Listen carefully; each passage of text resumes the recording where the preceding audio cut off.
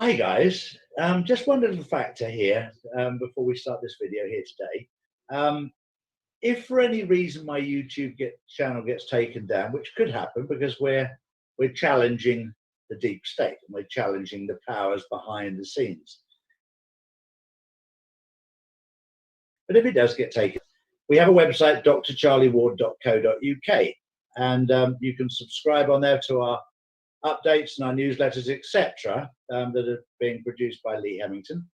But you'll be able to keep in touch with what's going on. So at the moment, everything is nice and smooth. But if for any reason we get taken down, you simply go to my website, drcharlieward.co.uk, and register there, and you'll get all the information as to where we are or where you can view our videos.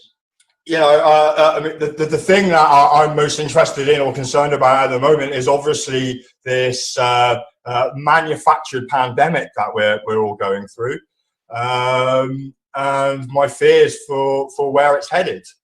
But if I go back to what I was told, Darren, and from my first videos back in March, I was told 6 years ago that they were going to shut down stuff. Right. Then 2 years ago, they told me the same. When I say they told me, I'm talking to people in high office in the American government. Right. Because I do a lot of work with them. And then in December last year, they said, right, Donald Trump's in power, Boris Johnson's in power in England, and the UK's out of the EU. So we're ready to go. And I was like, what do you mean ready to go? And they said, we're going to collapse the world's economy for a global financial reset. And I went, really? How are you going to do that then? And they said, oh, we got a whole list of things. And I went, like what? And then they said, wait and see, wait and see. Anyway, come March, come along. And of course, first of all, we hear about, I've questioned lots of things, Darren, in my life because of the way I was brought up. Yeah. And I think the older generation, obviously I'm not quite as wise as you, Charlie. I wouldn't go there. But yeah, I was always brought up at school and taught at school to question everything. Correct. And so when the virus came along, first of all, my first question, just keep it simple, right? If it came out of Wuhan, first of all, Wuhan, we know the laboratory's there. Two. We also know it's in China. Yeah. And we know that the Americans funded it. Yeah. But if this virus suddenly shot into different countries like this, but missed Shanghai and Beijing, you go, hang on, this is a fucking clever virus. Yeah. Yeah. That doesn't add up to start with. It's very selective. When things don't add up, you go, I need to have a little look at this. And the first thing I had to do was turn the television. Turn television off? Off, because it was something I try to tell everybody I meet: stop watching the TV, stop watching the mainstream news. They're lying to you, they're scaring you, but people are addicted to it, aren't they? They are. It's worse than cocaine. Yeah. They're absolutely completely hooked on mainstream media and can't get off it. And it's the same with the social media. So I mean, yes, I can go back as far as December. I mean, you know that I have a fairly active Twitter account, Darren Plymouth on Twitter, and I noticed in December, after the election had died down and Boris had won his massive majority, everyone was happy, Brexit was coming, and I started seeing on my Twitter feed videos coming out of China of packed out hospitals, people dropping dead in the streets. Lots of reports of numbers coming out of China of infection rates and a mysterious virus that was killing people in Wuhan. Yeah. And I'll be honest, I took it hook, line, and sinker and started tweeting about it. Okay. And the amount of information from December going into January that suddenly seemed to be coming directly out of China.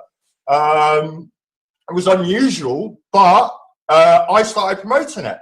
And if I look at my Twitter stats when I go back to that period of time from January to March, I realized at sort of halfway through February, March time, where it hit Italy and there was talks of lockdown in the UK, that my Twitter stats the impression numbers, the number of people seeing my tweets was massively high.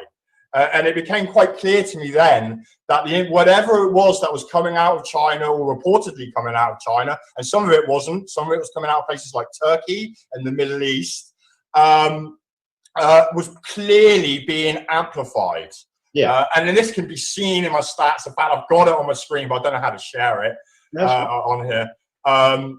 Yeah, I mean, I get 10 million impressions a month on a good month. Wow. So in this 3-month period, I was getting 25 to 30 million impressions a month for the same number of same amount of content that I was putting out into the web. And I realized then that there's something seriously wrong with these numbers. And I believe that social media and me as an unwitting user was actually promoting propaganda to promote this pandemic and scare people.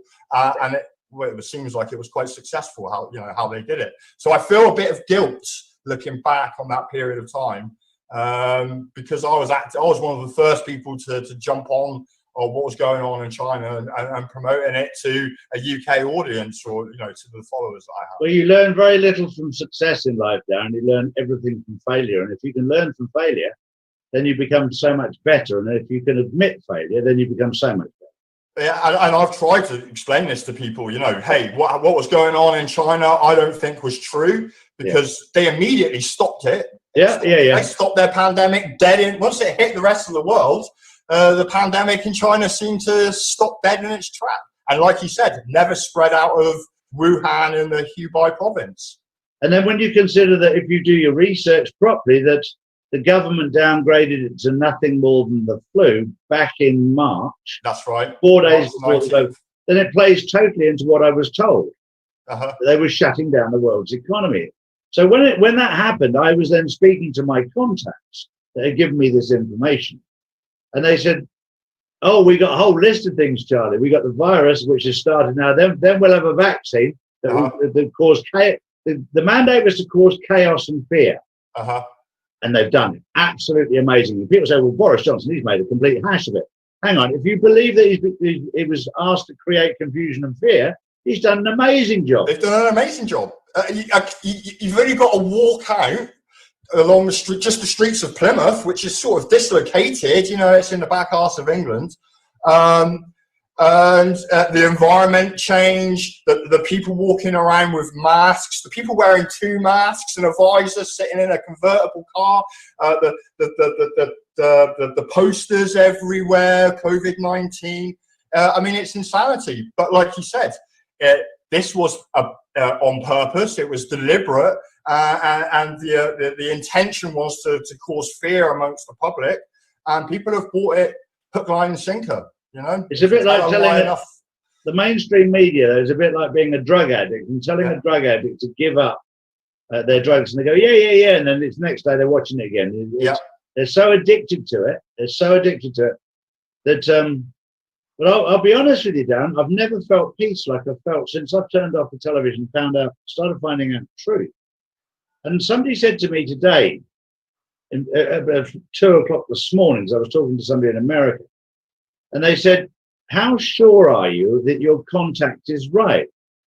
And I said, look, I've got now 4 or 5 contacts who tell me their information. And now Charlie gets that information and puts it out in Charlie's way. But between when I get that information and when I put it out, I'm not religious. But I do talk to God and say, just guide me on what's right and what's wrong. Just guide me. That's all I ask. And if it's wrong, just point it out. And if it's right, point it out. And so far, he's done exactly that. And I'm not religious. I don't believe in religion. I believe in faith. Right. Okay. Religion, I think, is divisive. But I think faith in something, whether it's God, whether it's Allah, whoever you want to call it, whether it's Buddha, it doesn't matter. But what matters is to have faith in something. And then you can be guided. And I'll give you a little example of something that happened the other day where I could have gone down 2 different paths, and I chose the right path. And now we found out what happened down the other path. by God, am I glad I didn't go down that path. But I was led down a certain path, and it could have gone 50-50, could have gone either which way. And the path I went down with, I landed up doing the right thing, whereas I could have landed up doing so easily, been in the wrong place at the wrong time. Yeah. And I avoided it. What was the path? What was that decision that you had to make? I don't want to say the bad way, but the good way was I landed up going to be with my daughter and my granddaughter. Well, that sounds like that was the right path to take then, Charlie. 100%. Yeah. Yeah, I mean, I'm not a religious person. However, I have sort of, not publicly or anything, renounced my strident atheism. I'm a scientist by training. And I believe I've always believed in the physical world, and I understand how the physical world is made from my classical chemistry training. But recently, I've got too many questions to ask. If you're a scientist, I'm going to ask you a question. Sure. Because my faith in God has been tested many times. I was brainwashed into it when I grew up. I rebelled against it, became completely anti, almost to a level of atheism, almost. And then I sort of found my way back to what's right. But I'm going to ask you this question because I was in a church searching for truth in South Wales. It was the King's Church in Newport, South Wales. And they had a guy over from South Africa who's actually German. And his name was Reinhard Bonnke. Now, he died last year in December. But he used to have a congregation of 100,000 people in Africa. And I watched him. The church in Newport, South Wales was too small to handle a number of people. So they hired the sports centre out. And there was a man in a wheelchair that had been paralysed from birth. And he laid his hands on his knees and he prayed with this man. And then he held his hands and he got him up and he walked. Now that spooked me out, completely freaked me out. And I actually walked out because I felt completely spooked. But I have a very simple philosophy to deal with it. If you buy a washing machine from Hotpoint and it breaks down, you take it back to Hotpoint. If you believe that God made man and somebody's got a link with God, you can say to him, could you sort this one out? Because you made a bit of a mess of him at the start. That's how I deal with it, Darren. How would you deal with it from a scientific point of view? How would I deal with witnessing? With that thought process of taking it back to a maker if you believe he made it in the first place. Well, I mean, my beliefs in origin, I have faith. I believe that there were gods in our past. Okay. Whatever that might mean, I don't know. I don't necessarily believe in some non-corporeal being or deity that controls everything. However, with recent events and my own intuition on events that might happen, just to me in my personal life, I sometimes find so uncanny that you have to wonder whether there is a script for all of us. And I think belief in yourself and then in those around you is massively important. Like you said, it's all about faith, isn't it? And trusting your feelings and your intuition. And we live in a world now where, everybody's acting on these feelings, but that's all false. It's like we're losing our humanity as a species at the moment, and I think the events of recent times, the pandemic and the Black Lives Matter movement and everything else that's terrorizing the public on our screens. I'm hopeful, fingers crossed, that out of this we can regain some of our humanity that we've lost. The best thing for me through this whole journey is to have conversations with people like you. I have a conversation with a gentleman called James that we haven't gone on the screen yet, but we talk in private and we have opposing views. And it's the chance to embrace another view and try and listen to it, because the one thing I've learned with the extreme left, unless you have their view, they will not listen to you. No, you're wrong. You're bad. I'm totally wrong. I'm evil. In fact, you're an evil man. Exactly right. Because you don't agree with them. And I'm a teacher, but I'm a teacher at the moment. I teach chemistry. I teach physics. Wow. And I've worked in the education system for 3 years. I no longer am associated with the UK education system anymore. And the reason for that was I was effectively cancelled because I supported Brexit. And I was an outspoken Brexit supporter online. I've got a reasonable amount of followers. But I also didn't agree with, say, some of the transgender issues, or I didn't agree with how things were taught at school. Everybody's a victim. And this is the leftist ideology through and through. And I was told, if you don't conform, if you don't comply, then you're out. And I was cancelled as a result of it. And now I teach privately. And I'm far more effective at teaching privately without the constraints of that really far left ideology hanging over me. I wonder how they would deal with when I was at school in the sort of 60s and 70s. And I used to get the cane at school for being naughty. I got the cane at home for getting the cane at school. And it worked, yeah? It worked. I understand discipline, I understand. Yeah, exactly. And there is zero discipline in our education system at the moment. And we're turning out and I don't like saying it, low grade, low quality students who have had an indoctrination, not an education. And then we're just deliberately sending them off with debt attached to universities. And so we've got a society of left-wing, indoctrinated, uneducated, degree-holding members of society are just activists and actually not adding any value. And it's deeply concerning for the future, Charlie, to be honest. And we see this now on the streets, don't we, with all these riots and protests. I was speaking to a young lady called Jen McCarthy the other day. She lives at Glastonbury. Some people regard her as a bit of a hippie type. I regard her as a free spirit. She took her children out of school and she travelled to India with them and educated them herself. They can read and write, etc. They're intelligent people. But she took them away from the polluted mainstream educational system. And I often think, if I look back at my life, as long as you can read and write proficiently, I wish I'd studied geography a bit more because I love travel. I wish I'd studied history a bit more so that I could understand history. The problem is the history that's being taught is not real history, a lot of it. It's watered down. And I just wish that they'd taught us about health and fitness rather than sport, so that we know how to look after our immune systems, how to look after our bodies, that exercise is a good thing. And I wish that would have been part of the curriculum. And I think the curriculum needs to be revisited so that the basics, we say reading and writing, but our diet and our exercise is a very important part of our life. And things like decision making and common sense and accountability, responsibility. I was always told we must breed resilience in our students when actually we just built up an infrastructure around every student on the disability issue.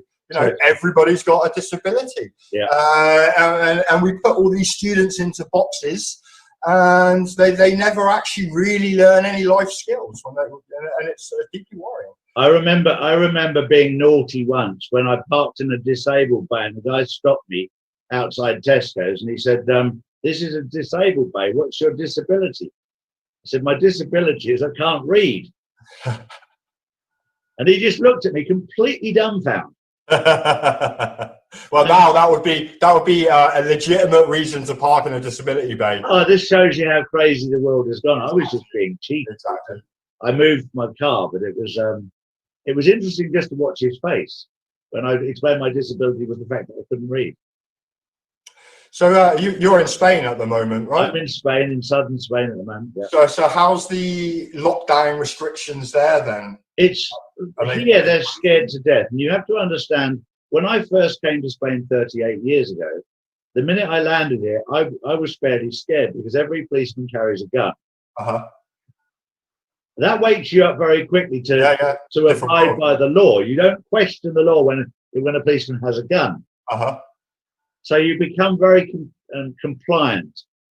And the people here are scared to death. Okay. And I think more people will die out of fear than out of any form of virus. Well, I mean, I think that's already been shown in the statistics here that lockdown has killed twice as many people as the supposed virus has. Yeah. And it's the same here. You know, people are scared to death. You can see that in their with the mask wearing. You can see it from viewing social media. Well, you'll know as a scientist, or certainly from the biology side, that you can't actually transmit a virus. You can transmit germs. Yeah. Yeah, I mean, the masks are useless. So exactly. And our body has over 1 trillion viruses inside anyway. I have 40 million in our mouth alone. Our evolutionary history is actually based on our coexistence with viruses. Viruses were here before we were. And, you know, I'm not a biologist or a Darwinian evolutionist or anything, but, you know, viruses are an integral part of who we are. And the whole mask wearing and washing the hands and everything is actually reducing our immunity. Totally. And I believe that is the sole purpose of the mask wearing. It is. It is. One, to present. It's genocide. Reduce the immune system. In the winter, Darren, when the temperatures are low enough for germs to be able to be transmitted, your immune system would be so low, especially if you're older. If you're over 60, 70, 80 years old, you've got no immune system to defend against these viruses. It will kill you. And this is why the second lockdown will be in place to make sure that these deaths can go down as COVID-19. Exactly. And the new flu season. It'll be genocide. I'm expecting, at least in the UK, but probably worldwide, particularly with the approaching November election, that we're going to go down. We're going to be submitted to a further lockdown with more extreme draconian measures. Yeah. I'll be honest, I'm dreading it. You know, I'm not looking forward to. I've learned to hibernate. Hibernate. Yeah. It's just a question of hibernation, and let's just keep our eyes open, but just keep out of the way of all the bullshit. Yeah. Well, I mean, I will be self-isolating. Not, you know, as much as I will be forced to comply with the rules as far as I'm willing to allow myself to be. Everyone's going to be locked down again. And I'm really, really fearful, particularly with the vaccination issue, where this is going to go. You know, who have just said 2 more years of COVID? No, Chris Whitty, scaremongering. That's all 100% scaremongering, because what they're trying to do is see how much they can get away with, to see how thick the people really are. Because some of the stuff that's coming out right now, you just go, how far can they push it before people actually start to wake up? And a number of government officials are saying, why are we getting away with this? Why are we able to do this? And I know certain government officials in the UK that can't believe that they're getting away with some of the things that they're testing to see if they can get away with it. It's unbelievable, and people are. It's a classic case of mass cognitive dissonance, isn't it? Yes. The hysteria, because I've not worn a mask. I'll show you my mask if I ever get a chance to wear it. Yeah. But people see me without a mask, and you can see it in their face. The confusion. Yeah. Why is he not wearing a mask? Is he insane? I'll stop and tell them exactly why. I've learned not to get aggressive with them, because it's. I grew up in Suffolk, and I grew up near in the farming world, and if you push sheep, they go everywhere. Yeah. If you just lead them along and just point out things, they'll come with you. And even Lee, who manages my social media, said, I just wish our numbers would increase more and more. I said, Lee, we've gone from 37 to 126,000 in 4 months. Yeah, I mean, you've got a great following on YouTube. It's unbelievable. It's unbelievable. But how quickly did that take off? 4 months. 4 months. Yeah. You must be doing something right. People must be interested in what you've got to say. Well, I'm telling the truth in a world full of lies. Exactly. The thing is people can smell what's true and what's not. I have so many people who say, I don't know if you're right, Charlie, but what we're being told is definitely wrong. Yeah. And you make sense. You make sense. And I said, well, when I find out the information, as I said to you earlier, I'll try and find out what the truth is. And then I just have a little word and say, just guide me the right way. Am I doing the right thing? And if I was lying through my back teeth, I'd be really nervous every single day. especially with the following and the challenges I get every day. But I'm just sort of trying to be guided the right way. With the factual information, I've tried to stick to fact. And fact is everything that's happened before and everything that happens today up until now. The rest is conspiracy and and conjecture. But I've been told so much stuff, Darren, that has so far happened. So who am I to argue? Yeah, I mean, it has happened. And everything that's happening right now, like you said, in the last 6 months, it's been documented. Exactly. That information is available quite readily on the internet if you go to look for it. And it goes back as far as I can find 2010 in terms of a narrative in which whoever it is that's perpetuating these crimes on people, on humanity, on society in general, have followed, which is the Rockefeller. There's some very interesting facts. For an example, the laboratory in Wuhan, nobody has answered the phone in 3 months. Really? We've been told that they were all dead. We don't know. We don't know because I haven't been there.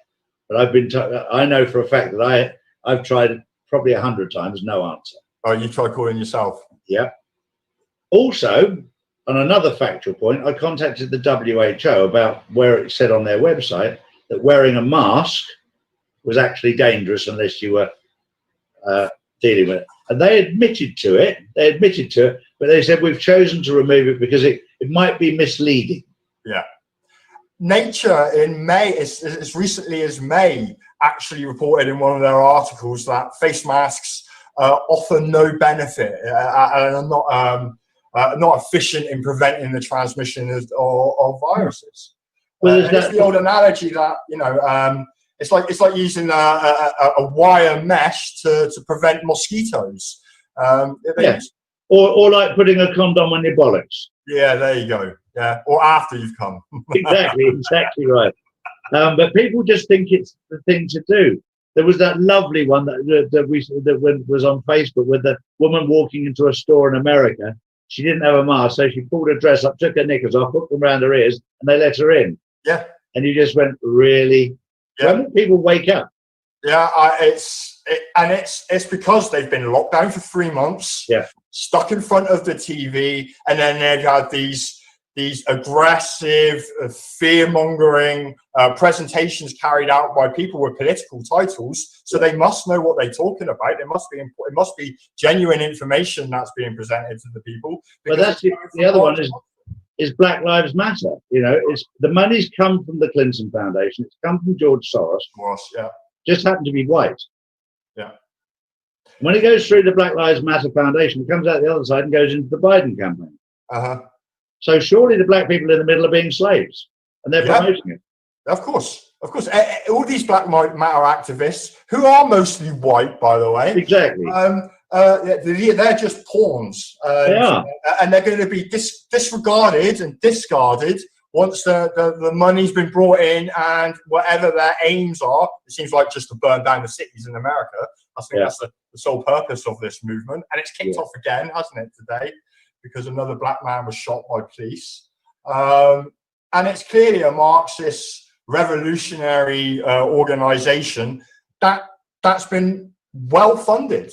I mean, how did it instantly just suddenly spring into existence all over the planet, or all over the Western world, in every major city on the same day for the same reasons? I mean, with all the same signs, and people, how can people just accept this? And I don't think with the Black Lives Matter movement, people are buying it anymore. No. And now it's just really turned into a bunch of rioters. It's the same people going in and out of prison in America, or in and out of the judiciary system, back on the streets.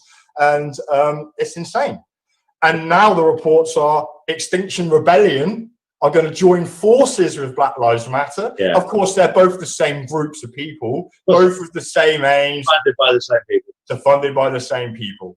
And I think for the next 3 months, with the November election coming along, that movement is just going to keep gathering pace, or appear to on our TV. Yeah, with the intention of trying to disrupt the November elections, along with the pandemic. Yeah, they'll be the only people not locked down. the minute I saw the Democrats logo, I just knew that they'd lost this completely. The Democrats logo for their election campaign is "Death to America," and you just go, really, it looks like Donald Trump is playing with them now, just like showing how bad they really, really are. I mean, there's no way they can win in November without cheating. Well, no, they can't even cheat because the new quantum financial system, the digital voting system, is attached to it. And the Democrats haven't worked that out yet. So they've spent millions and millions on postal votes. And Donald Trump will expose it and say, fine, we're not going to use a postal vote. We're not going to use the old voting system. We now have a digital voting system that you need an app on your phone or on your computer. You have to register your NIE number, your registration number. And it's now been proven at this moment in time, it's impossible to hack. Yeah, this is the quantum part of the quantum financial system. So I'm no expert on any of this. I'm aware of NESARA and GESARA, but I don't know all the details. I don't either. I'm trying to investigate. Yeah, there's quite limited information on it, and a lot of it is, conspiracy world. I've read stuff and they talk. Well, as of 2:00 this morning, I actually had hard evidence of it from the government website in America, which I'll share with you. Okay, that'd be great. Yeah, I'll share it as a link underneath this because it's come directly out of the US government. Okay. About the new financial system. And what do you think that's going to be implemented when? And how? Because that would be in opposition to what I believe to be the aims of the pandemic. Or do you believe the pandemic has been put in place to prevent NESARA and GESARA happening? No, the pandemic was started by the bad ones, which were managed by the good guys, and it's purely a smokescreen to cover the global financial reset and the quantum financial system. The SWIFT banking system and the fiat currency based system will cease to exist as of the 31st of August 2020. The new quantum financial system was launched on the 2nd of August, is working perfectly well. They're still trialing it, but it will be fully operational by the 15th of September. Right. So you believe this will be in place then, a month or two before the November elections? Oh, yeah. Will the public know? They'll know on the 15th of September. You think it's going to happen on the 15th of September? I'll show you the government link. Yeah. From the government. And this is going to be good for people? It'd be absolutely amazing. Because they're going to get rid of the fiat currency. Get rid of the fiat currency, and every currency in the world will be gold backed. Yeah. And I can't tell you too much about everything about it because I've had to sign an NDA about it. Right. A non-disclosure agreement which doesn't allow me to discuss exactly what. But I can tell you 100% for sure this is the way we're moving. Okay. Wow. Maybe we could have a 5-minute Zoom meeting on the 16th to see if that does actually. If I send you the government documentation, you can read it for yourself. Yeah, well, I will become public. Most of the public wouldn't know where to find it, so I'll share that information below our video here. Okay. But I'll share it directly with you. Is that information that can be free shared? Yeah. Yeah. Yeah. So that's free to share. It's come directly from the government website. Okay, right, great. I'll have a look at that. I mean, the current financial system has to go, doesn't it? It does. It's indebted and enslaved everybody. Yeah. And I think, if there's one question that people should be asking right now in the Western world, Europe, UK, America, is where did all the money come from? Yeah. We just voted for Boris Johnson. He only promised us $4 billion a year, yeah, exactly. And then they've just dumped 600 odd billion into our economy. Yeah. And I was talking to my friend, and he's going, "Well, it had to come from somewhere. There has to be some sort of equilibrium." And it's like, no, they just changed the decimal point in the system, and the money magically appeared. But we have to pay it back with interest. We don't anymore. Wow, I mean, that would be great. And I've also it's corrupt. That whole system is corrupt, and Donald Trump has been all over it for a long time. The team behind him, the alliance behind him, have been planning this meticulously for years and years and years. And you will start to see, like I've shared a link yesterday on Facebook of the site that you can put your national insurance number in and see how much you've been traded for in your lifetime. I mean, everyone has about £500,000 price tag attached to them when they're born, as an absolute minimum. Yeah, yeah, as an absolute minimum. Yeah, of course. The fact now that the elite from the Venetians have been arrested, who hold all the birth certificates in Venice, because this is why we're under maritime law, because Venice is not technically on land; it's technically detached. So that's why all the birth certificates in the world are held there. But they were taken down 3 months ago. Right. Okay. Right at the start. That's the head of the beast that Donald Trump refers to. That was removed early on. This is why Italy went into lockdown first. The Venetians, the Vatican, finished. Right. Okay. Okay. So this is all new information to me, Charlie. The Vatican was emptied of all the cash, the gold, and the documentation. And it took 650 plane loads to take it to Fort Knox in America. Unfortunately, Fort Knox was actually empty. But so all the 6,000 tons of gold they've been declaring for the last 10 years was a complete lie. So when Trump took over and he found out it was empty, he wasn't a happy bunny.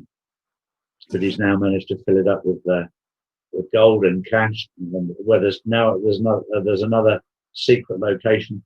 There has been a facility that has been built specifically for this. So how's people's personal finances going to be replaced then when this? It'll be so much better, so much better. People will be financially so much better off than they are right now. Because if you just take away simple income tax, just take away that.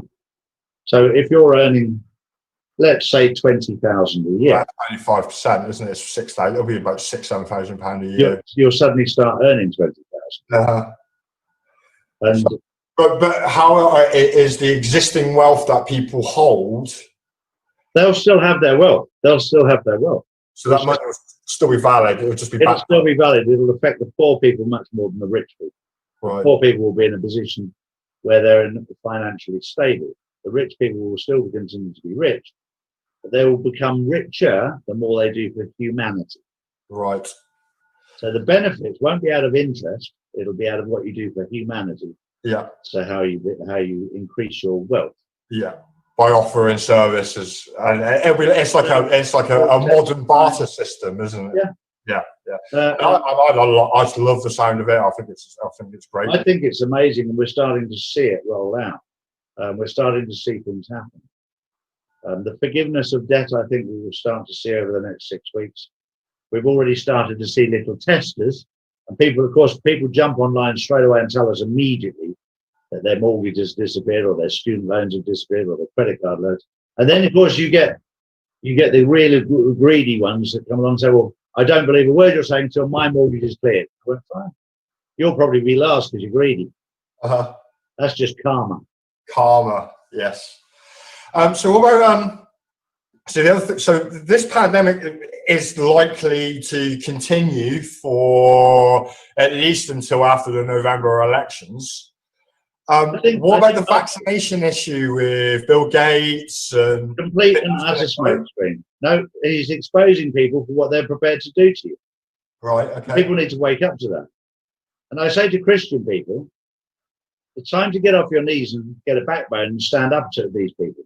You can't just sit at home and pray for it. You've got to do something. You've got to stand up against it, because there's one very interesting fact, Darren. Yeah. 100% of the people that were affected by COVID-19 had the vaccine, the flu vaccine. Not one person, not one, who had not had a vaccine was affected by COVID-19 coronavirus. So when will you wake up to that fact?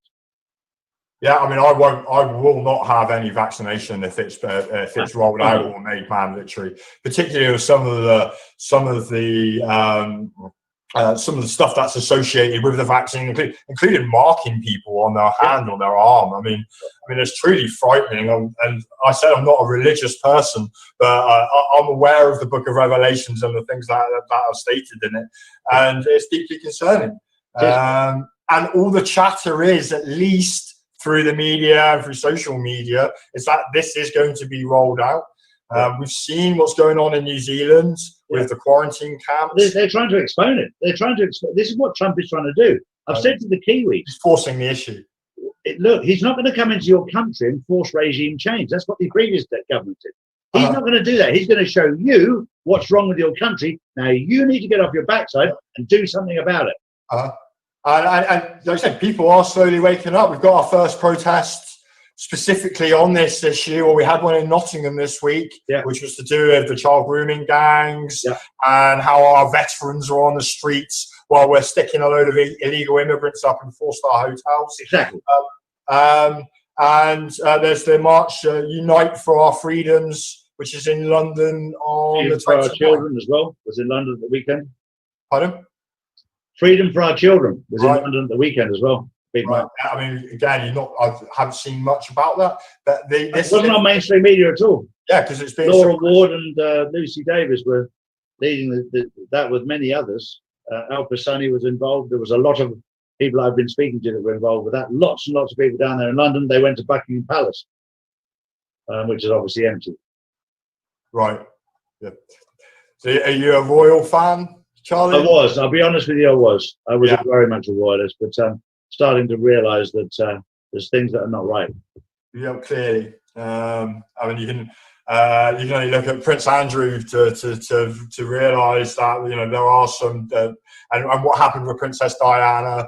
There's some real issues within the royal family, but I think it's the Britishness in me. It is same in me, Darren. Same in me. Still sort of hang on to the Queen as the figurehead of our country, and but you're down in Plymouth, mate. I remember watching the big ships leave Plymouth and Portsmouth, going down to the Falklands. I stood there with pride. I'm a my dad's an he fought in the Falklands, and I worked in the dockyard on nuclear submarines for 15 years. So that's sort of, I got seawater running through my veins. Of course, yeah.